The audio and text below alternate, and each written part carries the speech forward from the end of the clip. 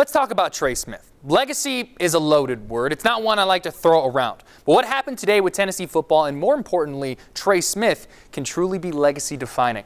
A member of the 2017 football class, Smith grew up in Jackson, Tennessee, going to school at the University School of Jackson. He made a huge impact immediately on campus, making his presence felt, carrying around a sledgehammer, wearing a black cowboy hat, and shouting about them orange britches.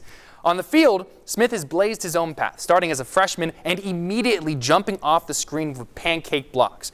But it's been the way he represents himself and the university that truly stands out and, in my opinion, makes him one of the most important players in modern Tennessee football. After Butch Jones was fired in 2017, Smith stayed the course. After blood clots hampered his status on the field, questions began to swarm. What would his future look like? Football becomes an afterthought with such a serious situation. But Smith returned, medically cleared, and pushing the Vols to the next level. It's the adversity he's had to deal with and the courage he's faced it with that I think truly stands out to Vol fans.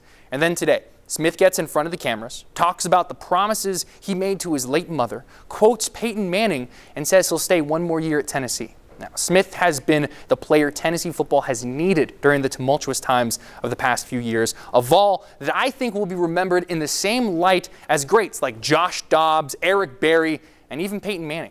So what about legacy? Well, let me quote Trey Smith when I asked him about it today.